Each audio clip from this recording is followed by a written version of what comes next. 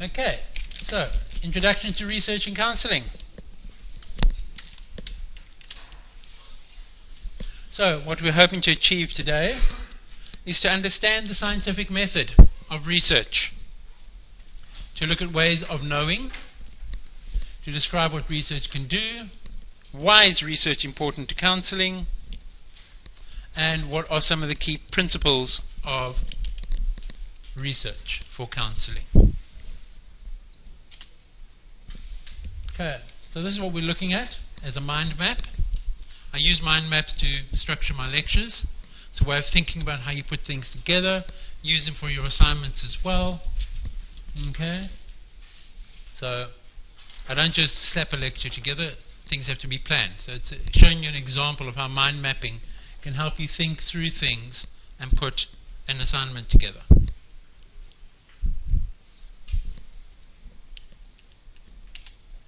So, let's think about this. What do you understand by research? In what way does the idea of research put you off? What scares you in learning about research? Some of these we discussed a bit in the maths and stats and lesson. Can you give an example of research you might have done? What do you hope to gain from this module about research? So, some ideas. What is research for you?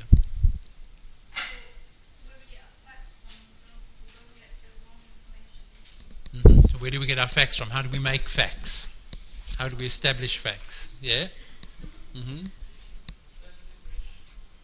Sense of reading. Most partly. An investigation. That's half of it. What is research? What do you understand by research? Findings. You have a question. So you have a question and you're investigating to see whether that Good. question is challenged. Question and an investigation of that question. Okay? Investigation into a study or a study of something. Yeah?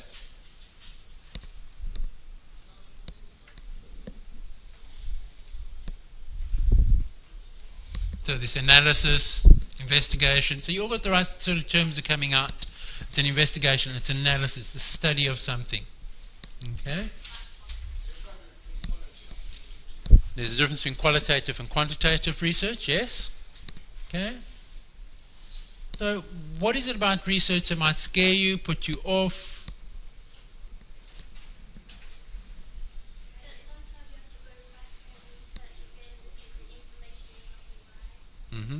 Repeating research. What else? Boundaries. What do you mean?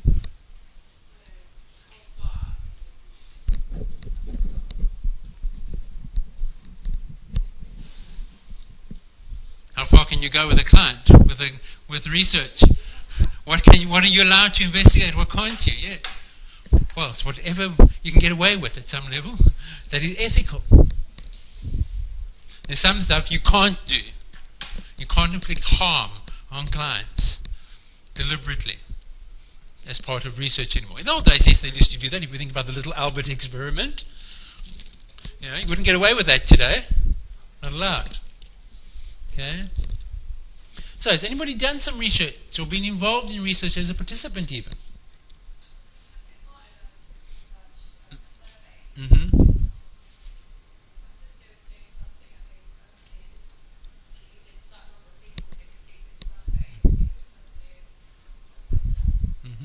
So you need a certain number of people, that's called a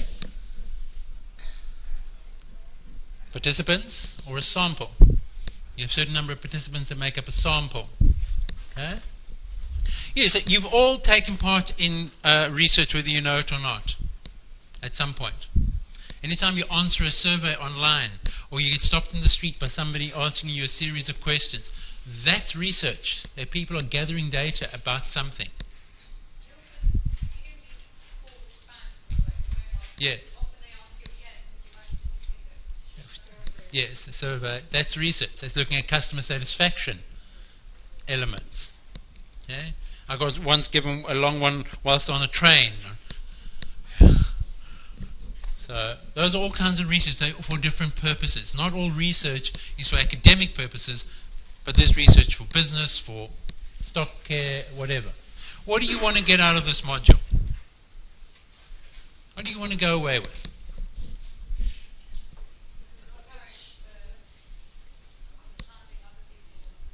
Understanding other people's research? Yeah?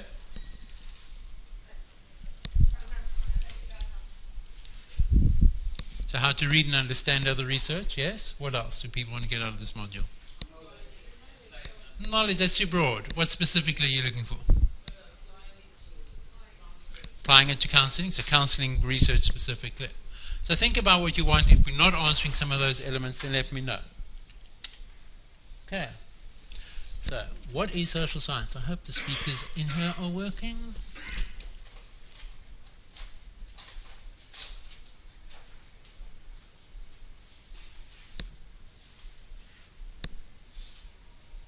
Yes, no, maybe?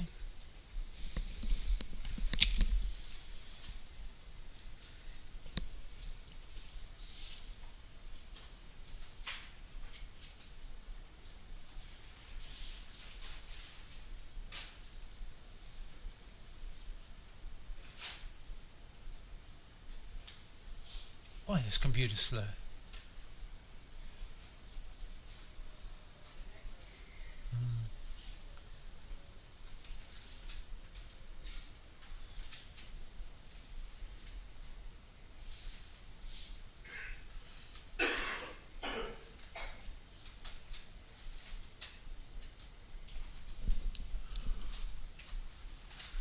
Today, please.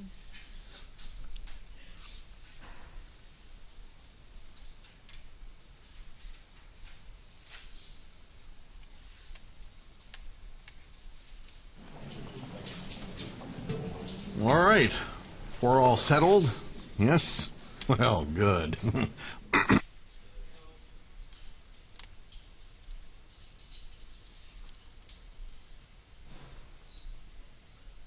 No, it won't allow me to change the speakers. It's coming to my headphones.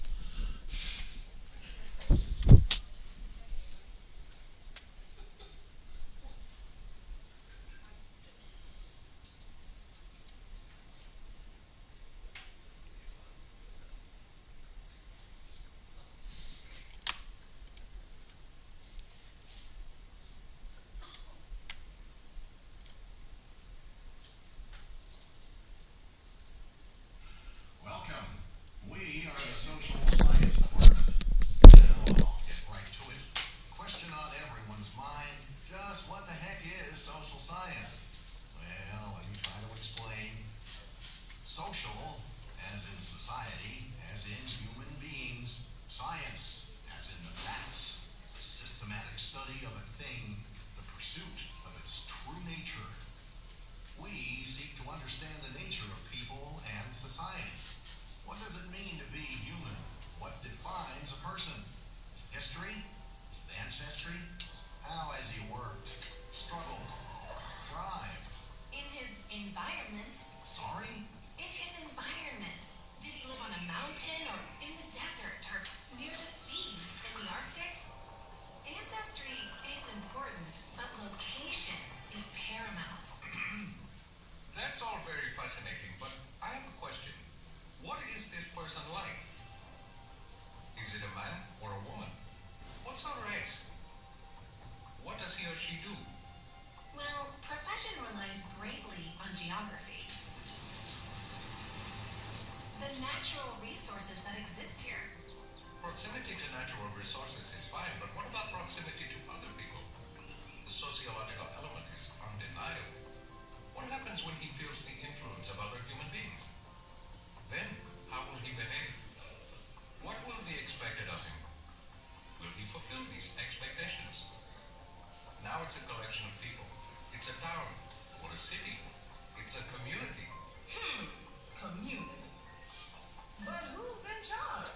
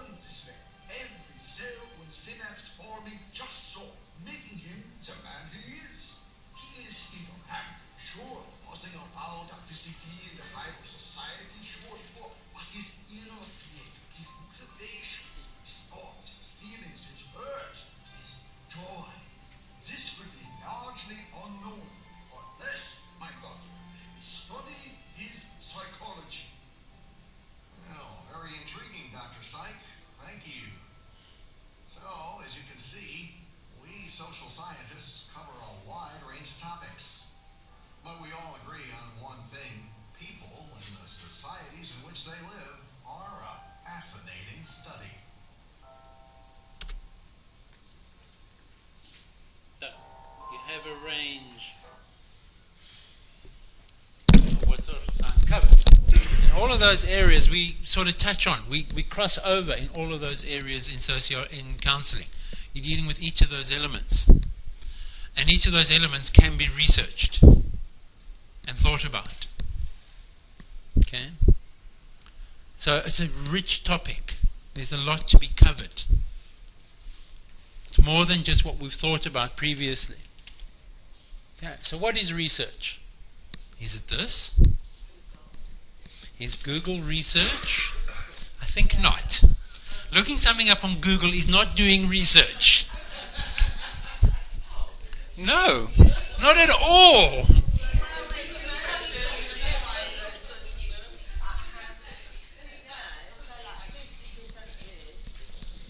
Okay. You can use the internet to do research, but looking something up on Google is not research. That's not research. That's just finding information. Yeah. Looking stuff up on Google. Google is just a big depository of information. It is not research. Do not consider looking stuff up on Google as research, people. It is not research. When the student says, I researched on Google, they don't know what they're talking about. Okay? Yeah. So, research is a systematic way of conducting a study regarding a topic that needs to be explored or a topic that needs to be replicated in terms of its reliability to past and or present findings. Okay? A systematic study of material or replication of previous stuff to see if it's still valid. So research isn't just about finding information. It's not about what's out there. It's about discovering information.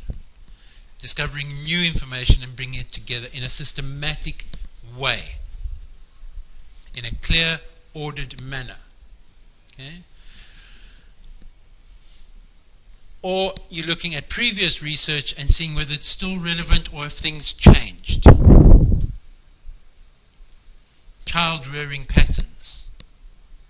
How has parenting changed since Dr. Spock of the 1950s to today, where it's now child-centered rearing against parent-driven rearing? Complete transformation. We're at the other end of the spectrum. What effect has that had on the way children are as people today? Yeah? That would be a piece of research. It would be a longitudinal piece of research.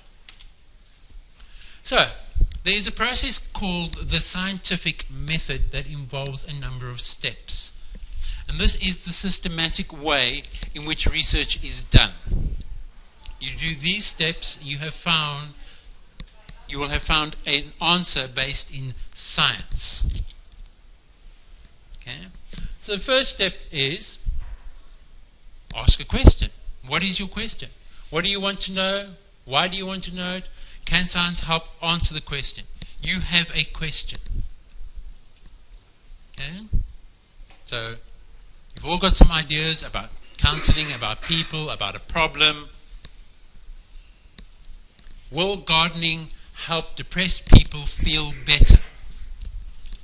That could be a question.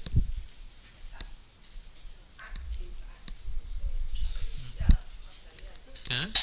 But you've got a question. You don't have an answer. You've got opinions, you've got ideas about, yes, it may or may not, but you have a question. You have to have a question to begin research. Okay? You then have to do your background research. Has anybody asked this question before?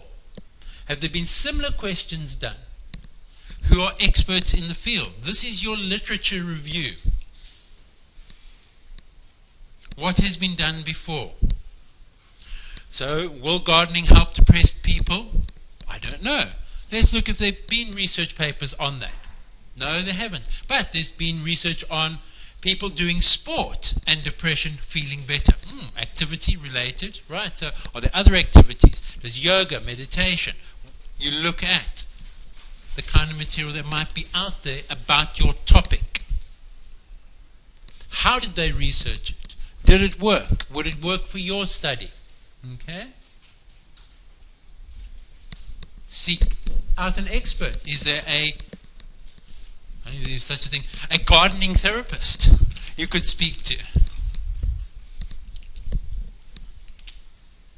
The next step is you have to form a hypothesis or an idea about what you are researching. And this is a specific term. What do you think is the answer to your question? Why do you think it's the answer? Can your prediction be tested? Okay? So when you form a hypothesis, you've got an idea about your answer. Previous research on activity and depression indicate an improvement.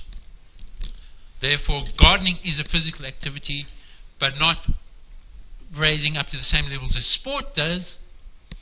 Will it still have the same effect? That's the unknown in this question. Okay? So that's what you form a hypothesis about. You form an idea. Gardening will have a positive effect on depression. And then you have a null hypothesis, and we'll deal with those in more detail later. Gardening has no effect on depression. Okay? So you have an idea. And that's where, what do you think the answer to your question would look like, guides you towards what kind of study you will be doing. Qualitative, quantitative. Okay? So this one, does gardening help depression? Well, what do we mean by gardening? Is it digging heavy trenches and planting spuds, or is it trimming the bushes and picking some flowers? Okay? So you've got to get your terms and range of behavior clearly defined. So I would look at using, say, my allotment area. There's a specific, consistent area of what gardening in an allotment takes. Some of it's digging, others it's planting, others it's weeding. You know, there'd be a range of activities that you would look at to form part of your question and part of your answer. You then go and test your hypothesis. Okay? You either design an experiment, perform the experiment, and record your data. So I get a bunch of depressed people to take on an allotment. We measure their depression scores at the beginning of 10 weeks. We measure their depression scores at 6 weeks, at 10 weeks, at 12 weeks, at 20 weeks, or at the end of the summer. Has their depression gone down, gone up, remained the same? Okay? And you'd record how often they came, how long they stayed for, what level of exertion they engaged in. And there you've done an experiment. You've got some information, and you're now going to assess, has this activity changed depression scores? Now you've got to make sense of that. Analyze your data. Make a chart or graphs, you put it together, you compare what others have done in the past. Does your results fit your hypothesis? So that gardening makes a difference to depression. So those who came the most frequently and stayed the longest had a bigger reduction in depression than those who only came occasionally. Okay, so the amount of time spent in the garden and doing certain physical activities improves depression or doesn't. It would depend on what the results would be. So you'd give them all a questionnaire again. At what point did the change come about? Was it week 6, week 10, or only after a long period of time? Or has gardening got anything to do with it? Was it just being out in the sun? So you would need to have had a control group who sit in the sun for the same period of time in the garden, but don't do any gardening, and measure their depression outcomes. So in any experiment, you have to have a control group and the experimental group. Because otherwise, you don't know if your results are by chance. But that's all part of this process. You analyze your data, and there's different ways of analyzing quantitative data and qualitative data. So that's the next step. Your final step is you draw together your conclusion. 6 steps, that's all it takes. What have you learned? Was your hypothesis correct? Have your questions been answered? If not, why not? How would you answer them differently? What are your other questions now that you have about your project? So yes, gardening helped those with depression. Those who gardened and good physical activity and spent the longest time there got better. Those who just sat under the tree and enjoyed the outdoors got better, but not as much. So exercise is an important component to getting better. Just being outdoors isn't enough. Whatever your results might have been. Okay? So those are the 6 steps of the scientific method. It's quite simple. You follow these steps, you won't go wrong. But in each of these steps, there are complex and necessary questions and ideas that have to be thought about. Okay? But the overall research method is that. There's nothing more complicated about it. That's research, people.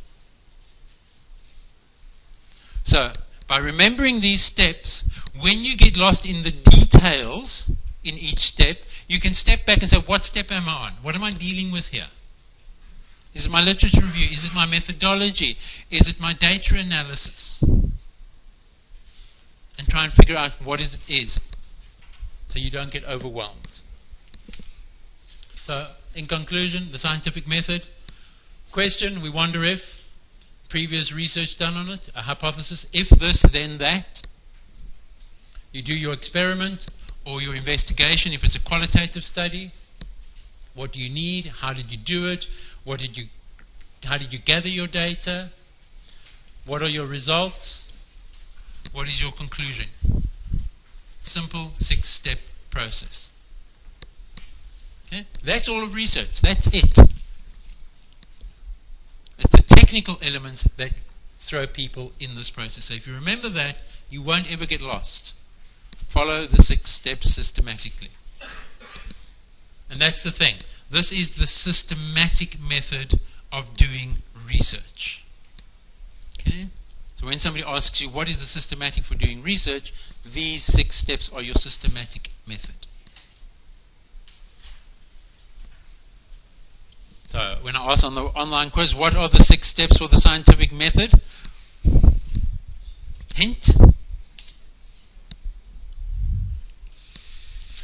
Okay, so there are different sort of approaches into research which give you different ideas. There's informative research, transformative research, developmental research, explanatory research, and expressive research.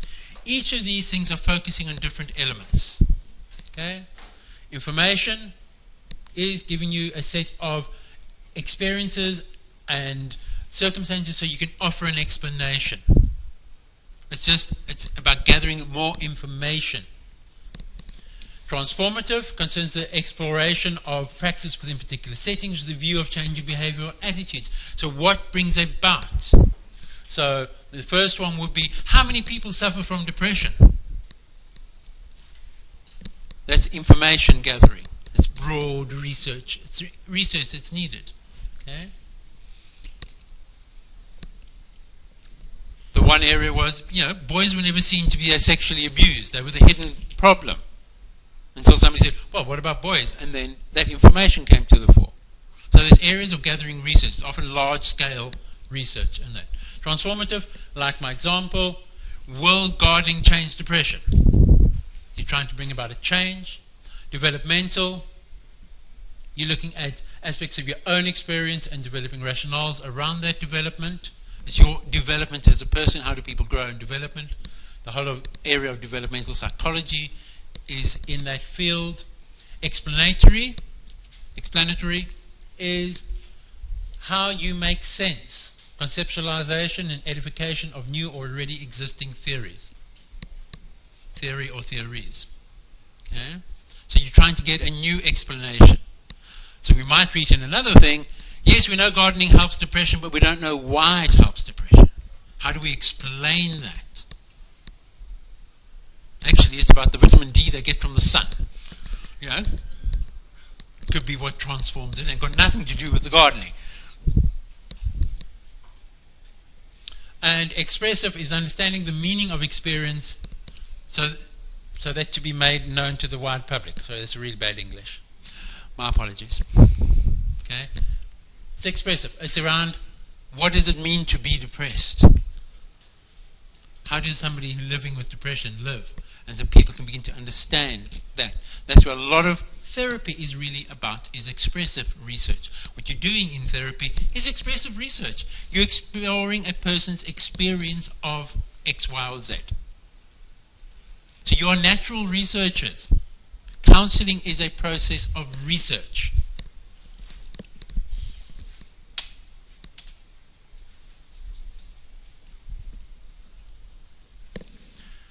So there are different processes or approaches to research. One of them is positivistic or positivism. It's what we can measure. It's what we can sense. Perceptions are only admissible basis of human knowledge and precise thought. It's what we can see and sense. I know this is a table. It is here. It's made up of 3 foot by 4 foot. It's real in that sense. So positivism works around what's measurable facts. Okay, it's subject to that personal experience. I can feel it. It's real for the person. But what about reality that can't be seen by the senses? Feelings, thoughts, okay, reaction times to some things, you know. So positivism is about that concrete experience of what is happening and what we can experience in the here and now. You know, it's like saying water is wet. That's a real experience and it's measurable. But that's only one level of knowledge. It's one form of knowledge, positivism. There are other forms of knowledge. Okay? In pragmatism, the reality is unfolded in terms of logic and subjectivity, how reality is explained by the individual. Objectivity is how reality is explained by many. Okay? So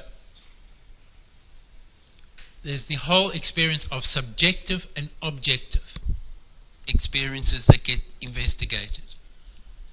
And that's 2 very different areas. The experience of a football match. You can be investigated from an objective point of view or a subjective point of view. How did the man on the stand watching his favorite team lose against the whole of that club's supporting side? Will be a very different experience. Or somebody watching how the home team wins or loses. Subjective or objective experiences. And we primarily deal with subjective experiences in counseling. How the client experiences that event.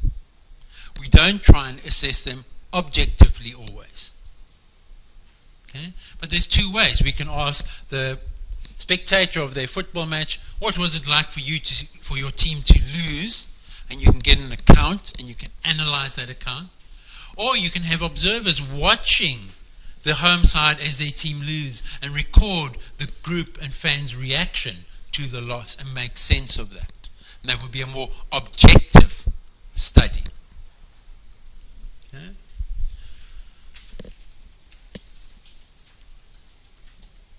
Problem with positivism?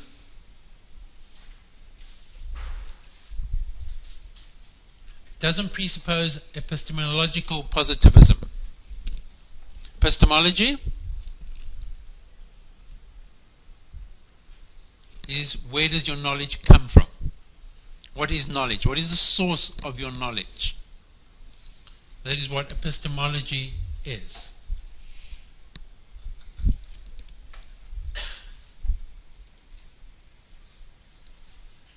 So positivism assumes a neutral, objective view of the world, that we can measure reality. So what's the most famous test that measures a reality but actually is something that can't really be measured?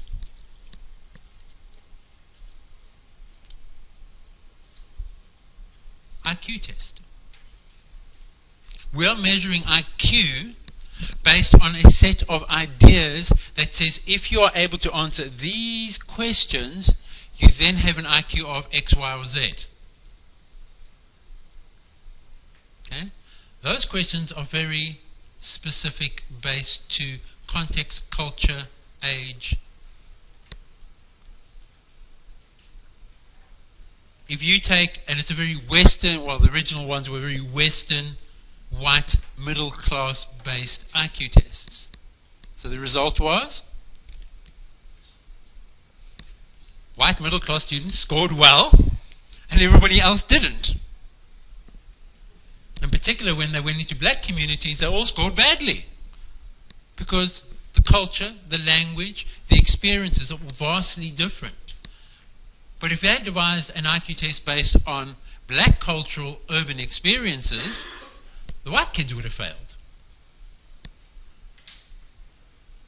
So there's no value-free objective facts necessarily, and those always have to be thought about very carefully. And that's where, it doesn't presuppose an epistemological positivism, or that the knowledge is correct. The knowledge is, even when used in that sort of way, is subjective. But as a community, we come to agree that this test measures this intelligence.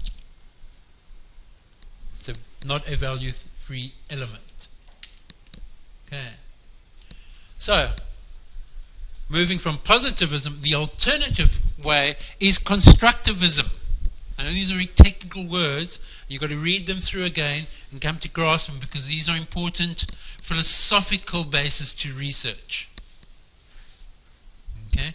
We work with constructivism in counseling all the time. We are co-creating with our clients a reality in therapy. We do not question our clients' description of an event, whether it was real or not, unless you know they're actively psychotic. But even then, you might work with it. Okay? We reflect on our experience and we construct our own understanding of the world we live in. That is constructivism. And that's what we're doing all the time in qualitative research. We are constructing a reality. There's no such thing as an objective reality. Each person's experience is unique. So each spectator watching their home team lose has a different experience of that event. Yet there might be a common experience across the whole of the home team spectator side, but each individual has their own experience as well. Okay? So we can refer to multiple realities. Okay? And they can refer to an ultimate reality for all of us is that we agree on certain ideas about the world as people. We all agree that this is sort of a color of yellow, whatever you want to call it. But we also got to say, it's yellow, that's red, this is blue. We could have called that blue. And if we agreed that this was blue, that's what it would have been called. Okay? That's the construction. What is that color? It could have been called anything. But we agree that this is horrible yellow. Green thing. Totally yellow. Okay? So knowledge is constructed. It's not out there being found. We look at something, we say, how do we make sense of this? And we construct the knowledge around our senses and experience of that event. So we as researchers are not separate from the event. We are not white coat scientists apart from it. We are in it. We are part of it because we are constructing the reality.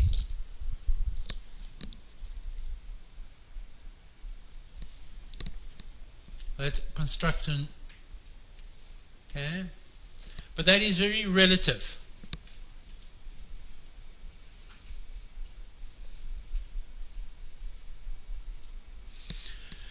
Because the generalization of constructed knowledge is limited.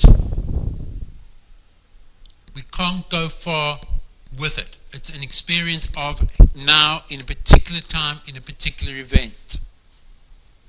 And it's limited in what it can cover. Okay?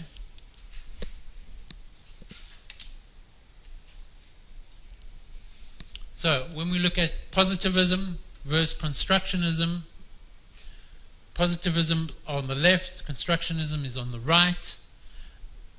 Quantitative, qualitative. Okay? So structure, outcome, object, external frame of reference, neutral and detached, scientific method or centered, doing analysis, variables identified. That is all your scientific, positivistic, often quantitative approach. That's the approach that natural sciences use.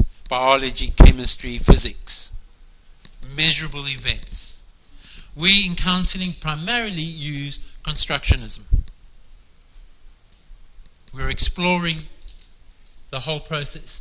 There's no clear structure. It's quite chaotic. We have to process the information. It's a subjective experience. We develop an internal frame of reference to it. We are not neutral. We are involved in the development of knowledge. We are very person-centered in our approach to gathering knowledge. We bring it together. We synthesize it. We don't analyze it from a qualitative point of view. And you bring it together to make sense. So my gardening experiment, I can take a positivistic view of it, how many hours they were in the garden, how hard they worked, what was their rating of their depression, would be a positivistic view. A qualitative constructionistic view is what is their experience of doing gardening in relation to their depression. And you would evolve and explore that with them to come to an explanation of why gardening got rid of their depression. Does that make sense? Okay? This is stuff you've got to reread and go back over. But on the left is your positive, on the right is your constructionist. Quantitative, qualitative. Factual, subjective, interpreted reality. Okay? There's lots of big words there. We'll come through them. We'll keep going over them. But in very simple terms, one is measurable, the other is interpreted. Okay? Quantitative, measurable, we can weigh it, shape it, give a questionnaire. The other is an experience we make sense of with the participant.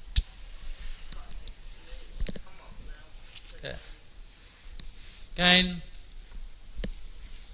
positive numbers, reduction to simple units. People are seen as objects. It's measurable, observable. You're abstracting the facts, deducing. You use technology when necessary. It's quantitative. We're dealing with thoughts and feelings, complexity. People are people, experiential, a description. We're elaborating that from our intuition of that description because we're all human beings. We're looking at it from a nature point of view. It is qualitative. So you have quantitative and qualitative. Positivistic versus constructionism. So those are the four main terms that I want you to go home, think about and learn. Okay? Positivism, constructionism, quantitative, qualitative. Okay? So when we come back next week for the seminars, those are the things we're going to be discussing. Running a bit out of time, but we'll catch up here. What can research do? Why do we do it? There are many reasons. Apart from the primary desire is to know something, is the primary driver. But mainly for us, it's evidence-based practice, often called outcome studies, where we're trying to develop a new knowledge and experience.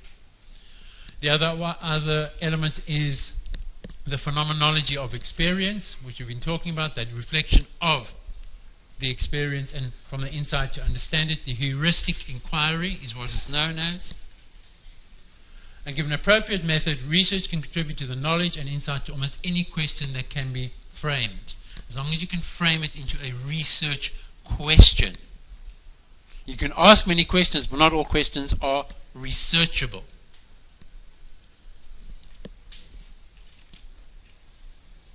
Why should we do it? Curiosity.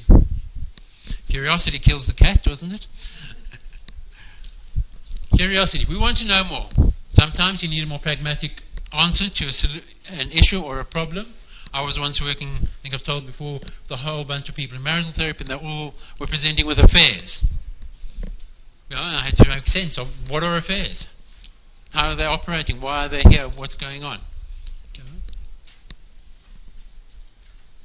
The best due to reason is always to improve the lot of clients' evidence-based practice of knowledge and skills. Is the real reason why we need to do research. How can we help our clients better? Which approach, treatment, therapy works best for which client? There's a famous study called What Works for Whom? In America, it's a book about that thick. Large piece of research about what works for whom, and quite an in-depth analysis of therapeutic approaches. And what the simplest answer of what works for whom is the best fit with the therapist, is what works best. So I'm going to go through these. We'll go through these in more detail in the seminar next week. I will put the reading up for this, which is this one, Doing Research in Counseling Psychotherapy, out of McLeod. If somebody wants to borrow this, they can then photostat it themselves or share it within the class. So share it around, and so people can make copies directly of it. But I will put that reading up before I go home today. So the 9 principles is to create knowledge, fairly obvious. Meaning and value of research depends on where it fits within the existing literature. Okay? Develop reliable and practical useful research in counseling requires methodological pluralism. You need to do more than one method. It's more than one ways of knowing. The purpose of research is to produce practical knowledge that can contribute to social justice. Interesting. Good therapy requires reflexivity, which we've said. To produce genuine knowledge requires a commitment to an ethic of care. It's the whole ethical framework. Research is a collaborative activity. You're working with people. The social context is always a key factor in any research in therapy. And the research training environment plays a crucial role in doing research. So read that chapter. That's covering the 9 principles, and we'll discuss that chapter in the seminar next week. Okay? So that's the chapter there, and read chapter 1.1 in the textbook.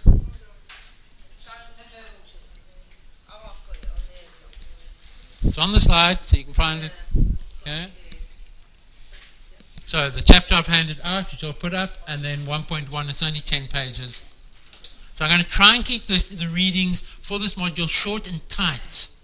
Not overwhelm you with readings, but to give you readings that are meaningful and that you can get your teeth into, and we can really make sense of it for you. Okay? If I give you anything that doesn't make sense, let me know. If it's too above your heads, because I know the stuff I don't know that I'm getting to you. So please give me feedback on this point. As I'm borrowing from George's slides at this point, but I will develop my own as well. So we're having a focus group to test which questions to ask in the focus group. Bit of a pointless exercise. Okay, thank you, people.